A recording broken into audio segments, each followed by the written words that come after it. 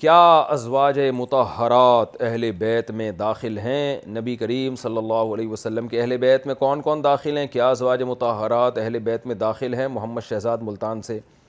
دیکھو، انسان کے اہل بیت میں سب سے پہلے اس کی بیوی داخل ہوتی ہے، یعنی اہل بیت، بیت کہتے ہیں گھر کو، اہل میں نے والے، گھر والے، گھر والوں میں تو سب سے پہلے بیوی ہے۔ جس آدمی بیوی کے ساتھ جس شہر میں رہتا ہے نا، وہ اس کا گھر کہلاتا ہے۔ ماں باپ اور اولاد کے ساتھ آپ جس شہر میں رہیں گے وہ آپ کا گھر نہیں کہلائے گا۔ آپ کا گھر شریعت میں وہ ہے جہاں بیوی کے ساتھ رہتے ہیں۔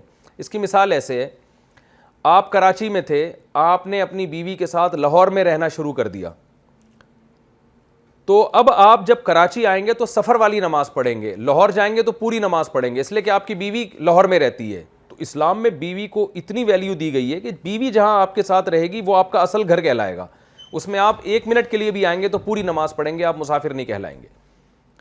تو اور قرآن میں بھی ازواج مطہرات کو اہل بیت کہا ہے، انما یرید اللہ لیذھب عنکم الرجس اہل البیت ویطہرکم تطہیرا۔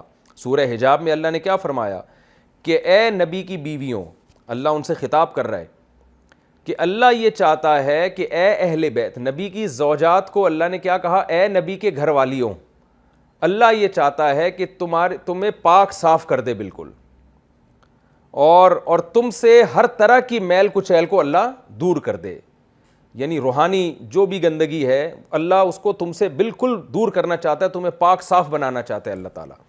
تو قرآن میں یہاں بھی اللہ نے اہل بیت امہات المومنین کو اہل بیت کہا ہے۔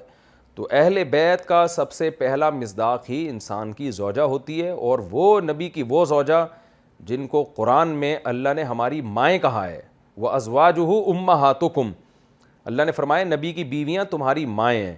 تو جن کو اللہ نے ہماری مائیں کہا ہے تو وہ تو ہمارے نبی کی سب سے پہلے گھر والی ہوئی نا، یعنی ہمارے نبی کے گھر میں ہمارے نبی اگر روحانی باپ ہیں تو آپ بتاؤ آپ کے جو جسمانی باپ ہوتے ہیں ان کی جو اہلیہ ہیں، جو آپ کی جسمانی ماں ہیں، وہی تو ان کی اصل گھر والی ہیں، اور انہی کی وجہ سے آپ اس گھر کا جز بنے ہیں۔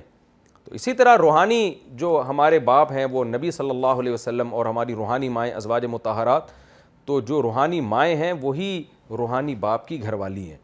تو یہ ایک عجیب پروپیگنڈا کیا گیا ہے کہ اہل بیت سے نبی کی ازواج ہی کو نکال دیا ہے لوگوں نے، یہ بہت بڑا جرم ہے۔ اور میں تو سمجھتا ہوں کہ یہ تو ایسا معلوم ہوتا ہے کہ قرآن کی اس آیت کا صریح انکار ہے، یہ تو کفر معلوم ہوتا ہے یہ عقیدہ رکھنا کہ امہات المومنین کو اہل بیت سے خارج کر دیا جائے۔